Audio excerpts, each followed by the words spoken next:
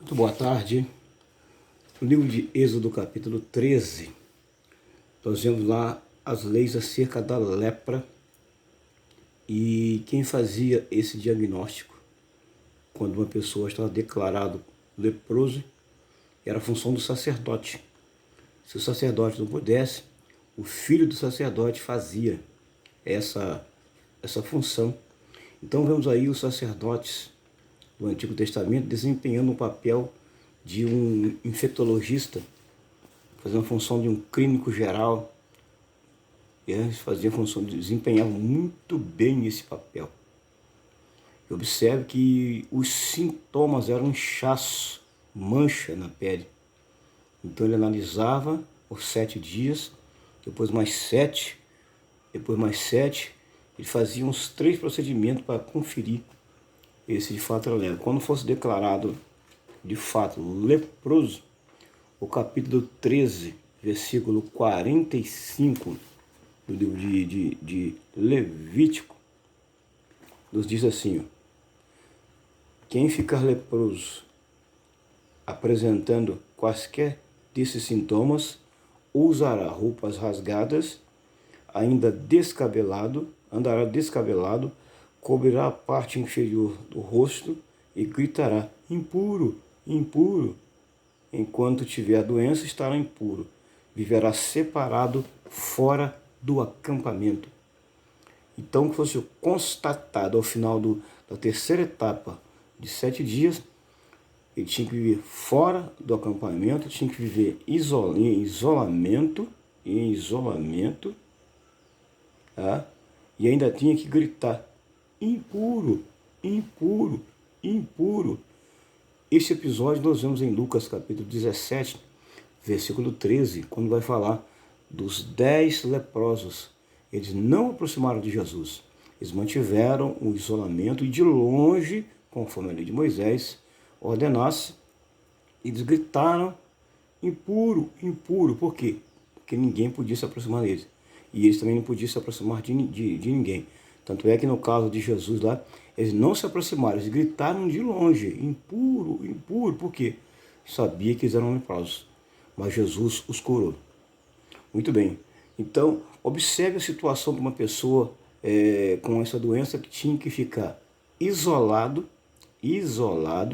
longe da sociedade, longe da família, no isolamento, né? Tinha que viver no isolamento, respeitar o tempo do isolamento.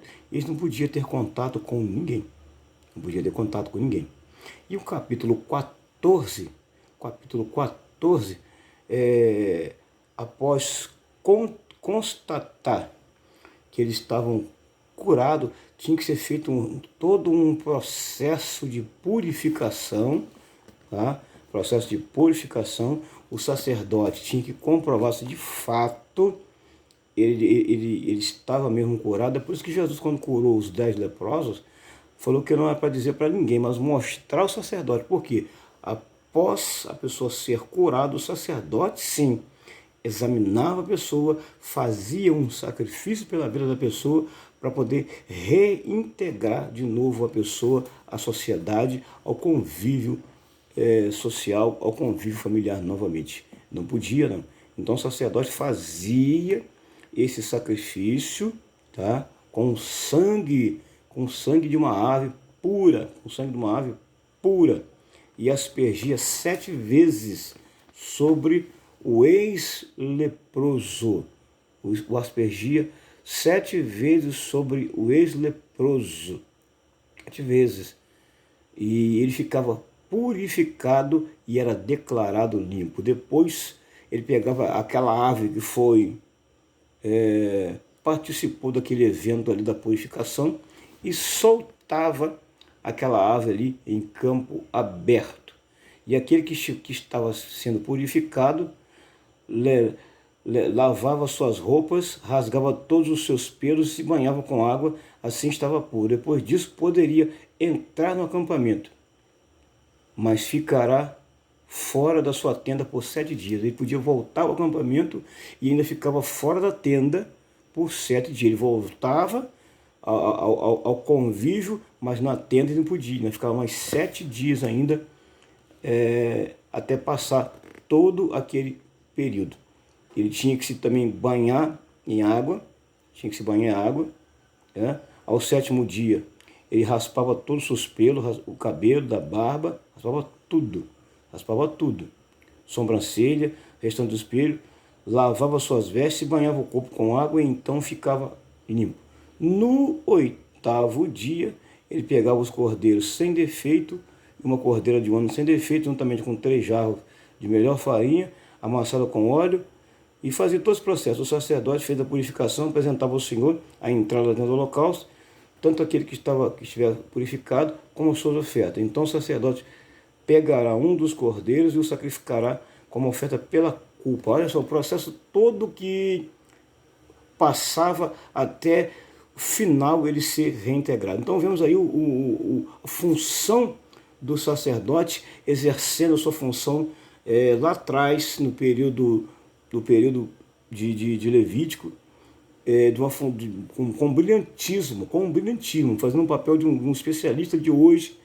E nós vemos aí o mesmo processo do isolamento que tinha lá, tem hoje. Hoje a pessoa também com essa pandemia aí, ele tem que ficar também em quarentena, isolado, até ele ficar limpo, curado, para ele ser reintegrado novamente, tem que ficar em isolamento. Então vemos aí que o isolamento não é uma coisa nova, é uma coisa que já vem lá de trás, de primórdios.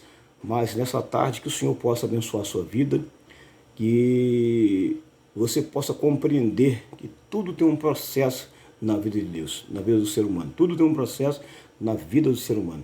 E então vemos que não é uma coisa nova, é uma coisa bíblica. Está no livro de Êxodo, capítulo 13 e capítulo 14. Pode conferir lá, que você vai ver passo a passo aí o isolamento, e eles mantinham também o distanciamento entre as pessoas. Eles mantinham o distanciamento e o isolamento também por um certo período. Portanto, isto é bíblico. Que Deus nos abençoe em Cristo Jesus, o seu Filho. Amém.